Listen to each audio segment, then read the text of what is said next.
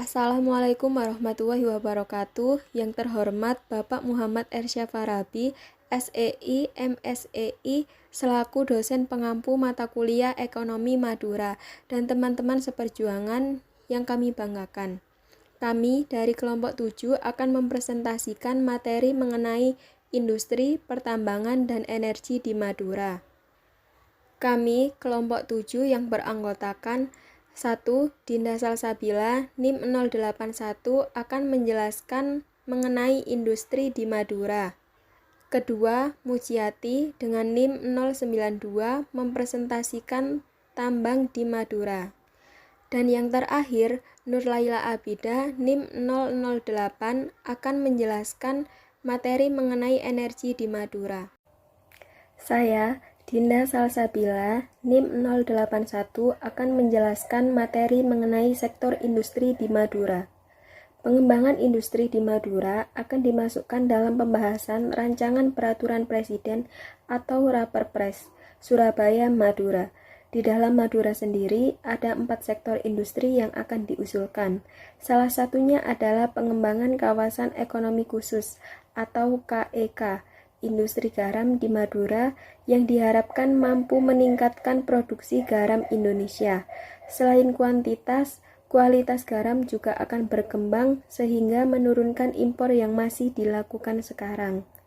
Produk yang menjadi unggulan di Madura yaitu ikan dan produk olahannya serta rumput laut.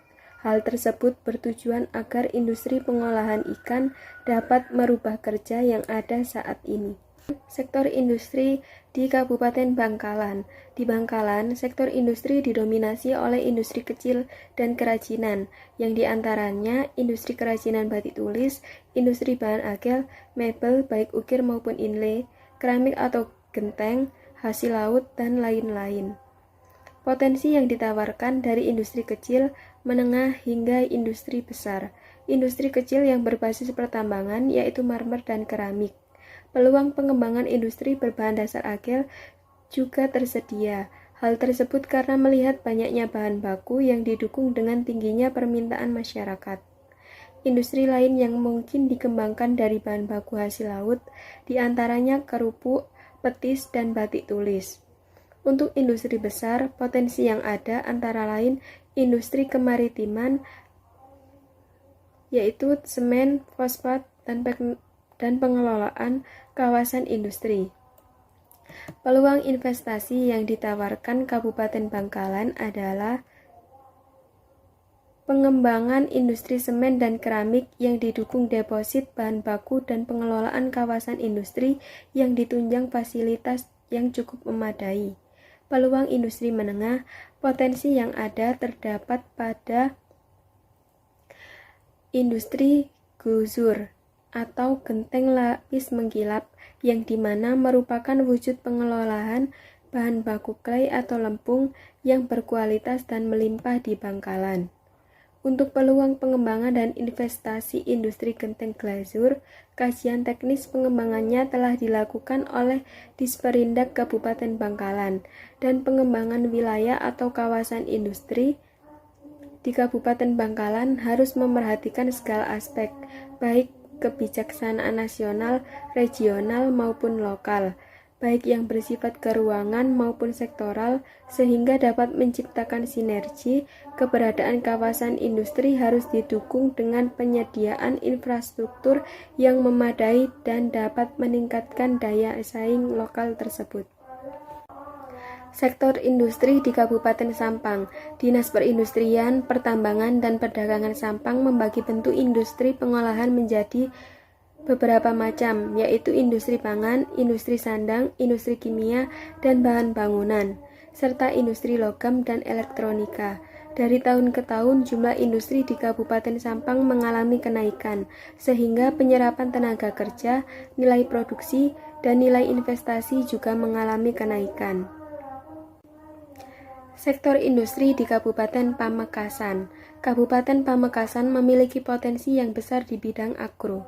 5 komoditas yang menjadi andalan diantaranya jagung, ubi kayu, bawang merah, tebu, dan tembakau. Dari jagung, Kabupaten Pamekasan mengembangkan 2 jenis jagung, yaitu jagung lokal dan hibrida. Ubi kayu dimanfaatkan untuk pembuatan aneka tepung, industri obat, dan bahan bakar. Lalu dengan adanya bawang merah dapat dimanfaatkan untuk bawang goreng. Karena kualitas produk bawang merah di Pamekasan sangat bagus, rasanya juga gurih. Tidak hanya itu, Kabupaten Pamekasan juga sedang menyiapkan pabrik gula, serta mengembangkan usaha tembakau. Dan yang terakhir adalah sektor industri di Kabupaten Sumeneb. Sumeneb merupakan salah satu kabupaten penghasil tembakau di Madura. Hal tersebut sebagai bentuk proteksi bagi industri kecil menengah. Kawasan industri hasil tembakau atau yang disebut dengan KIHT merupakan kawasan pemusatan kegiatan industri hasil tembakau yang dilengkapi berbagai fasilitas pendukung agar pelaku usaha lebih mudah mengembangkan produksinya secara legal dan dapat membantu pabrik rokok kecil yang terus mengembangkan usaha di Pulau Madura. Maka dari itu, KIHT mampu menggerakkan perekonomian masyarakat dan perekonomian daerah agar berjalan dalam tren positif. Saya Mujati akan menjelaskan tentang pertambangan yang ada di Madura. Yang pertama ialah sektor pertambangan yang ada di Kabupaten Bangkalan. Sektor pertambangan di Kabupaten Bangkalan memiliki banyak potensi investasi yang dapat dikembangkan. Jenis pertambangan yang ada di Kabupaten Bangkalan ialah jenis pertambangan galian A dan galian C. Galian C yaitu seperti batu kapur, tanah liat, pasir kuarsa, dan pasir urut. Untuk batu kapur, berdasarkan penelitian yang dilakukan itu dapat memenuhi syarat sebagai bahan baku industri semen.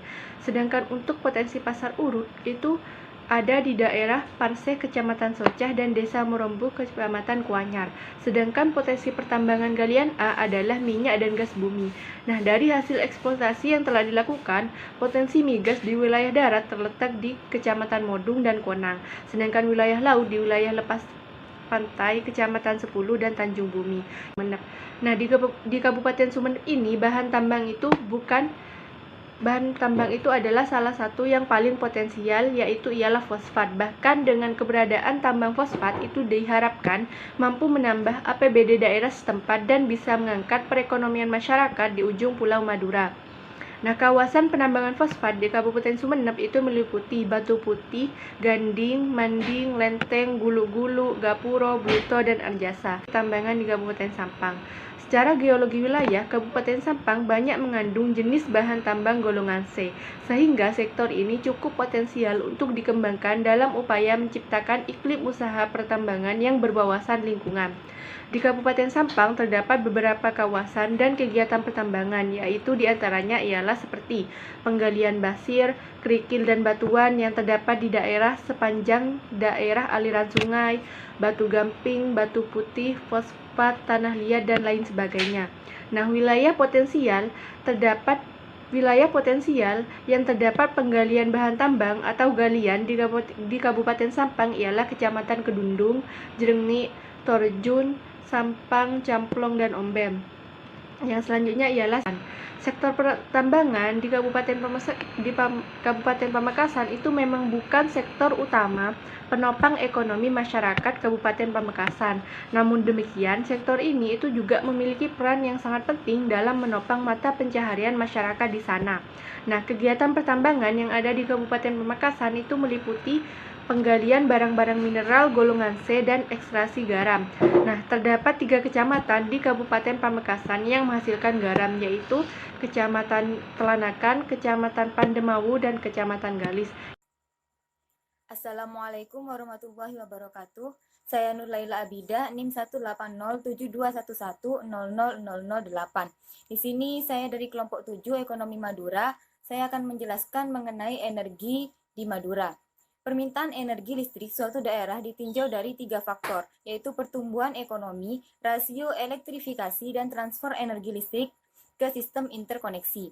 Nah, PT PLN atau Persero di sini selaku BUMN mewakili pemerintah dalam urusan energi listrik memiliki tanggung jawab untuk membantu program pemerintah dalam meningkatkan rasio elektrifikasi di Indonesia.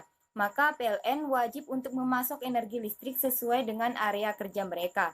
Nah, kondisi kelistrikan di Pulau Madura sampai saat ini sumber listrik Pulau Madura masih bergantung dari Pulau Jawa melalui 2 sirkuit kabel bertegangan 150.000 volt berkapasitas 2 kali 100 MW yang terbentang dari Gresik menuju Kamal, Madura.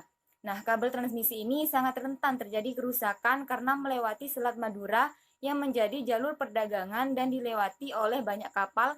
Berdasarkan data dari PLN Distribusi Jawa Timur, di Madura terdapat sekitar 395.000 pelanggan listrik yang tersebar di Kabupaten Bangkalan, Sampang, Pamekasan, dan Sumeneb dengan pertumbuhan mencapai 2% per tahunnya.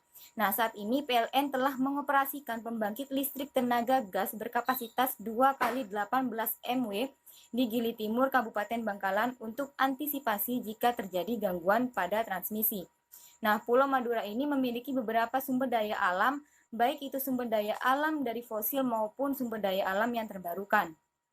Nah, selanjutnya di sini saya akan menjelaskan di Kabupaten Bangkalan. Pelanggannya di sini adalah individu atau kelompok, baik rumah tangga, perusahaan, maupun institusi non-profit yang membeli air bersih dari perusahaan air bersih. Air ini disalurkan yaitu dari volume air bersih dan juga perusahaan air bersih. Nah, jumlah pelanggan PDAM di Kabupaten Bangkalan pada tahun 2019 mencapai 23.000 sambungan. Nah, jumlah pelanggan tersebut hanya terdapat di 9 kecamatan, yaitu Kecamatan Kamal, Labeng, Modung, Blega, Konang, Tanah Merah, Bangkalan, Burneh, dan juga Arosbaya. Nah, Kecamatan Bangkalan ini memiliki jumlah pelanggan terbanyak, yaitu lebih dari 15.000 sambungan dengan jumlah air tersalurkan lebih dari 3,5 juta meter kubik. Nah, total air tersalurkan di Kabupaten Bangkalan pada tahun 2019 adalah 5,5 juta meter kubik. Hal tersebut berarti lebih dari 65% air tersalurkan di Kecamatan Bangkalan itu sendiri. Selanjutnya di Kabupaten Sampang, yaitu air yang disalurkan ke rumah tangga pada tahun 2019 adalah 232.704 meter kubik. Nah, banyaknya pelanggan PDAM adalah 10.892. Kebutuhan tenaga listrik di Kabupaten Sampang sebagian besar dari perusahaan listrik negara atau PLN. Nah, data air minum yang dikumpulkan dari perusahaan air minum daerah Kabupaten Sampang, yaitu dari sektor air minum, jumlah pelanggan di PDAM Kabupaten Sampang mengalami penurunan dibanding tahun sebelumnya, yaitu jumlah air yang disalurkan mengalami kenaikan dengan juga nilai produksinya. Selanjutnya di Kabupaten Pamekasan. Listrik di Kabupaten Pamekasan pada tahun 2019 yaitu jumlah pelanggannya sebanyak 210.592 pelanggan. Sedangkan daya listrik terpasangnya yaitu 170.364 kVA. Biaya pemakaian listriknya juga sebesar 19.348 juta rupiah. Pelanggannya adalah individu atau kelompok, baik rumah tangga maupun perusahaan atau institusi non-profit yang membeli listrik dari perusahaan listrik negara. Jumlah daya terpasang adalah besar daya yang dipasang oleh pelanggan. Jumlah air disalurkan adalah volume air bersih dari perusahaan air bersih. Nah, pada tahun 2019, jumlah pelanggan listrik PLN sebanyak 188.790 pelanggan rumah tangga, dengan daya terpasang sebesar 122.683 kVA. Sementara untuk airnya yang disalurkan oleh PDAM ke pelanggannya selama tahun 2019 sebanyak 4.017.279 meter kubik. Nah, dengan pendapatan sebesar 14.917.274.200 rupiah. Nah, sedangkan di Sumeneb, pelanggannya adalah individu atau kelompok, baik rumah tangga, perusahaan, ataupun institusi non-profit yang membeli air bersih dari perusahaan air bersih. Air ini disalurkan yaitu dari volume air bersih juga dan dari perusahaan air bersih. Pada tahun 2019, jumlah pelanggan air paling banyak pada bulan Desember, yaitu sebanyak 12.698 pelanggan. Air yang disalurkan juga terbanyak, yaitu pada bulan Juli sebanyak 232.849,8 meter kubik.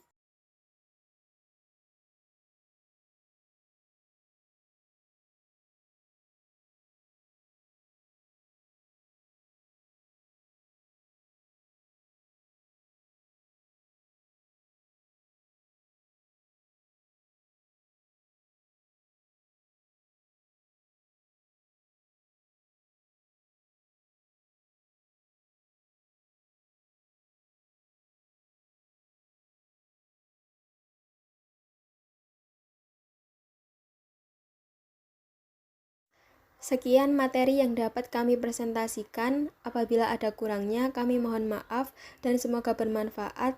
Wassalamualaikum warahmatullahi wabarakatuh.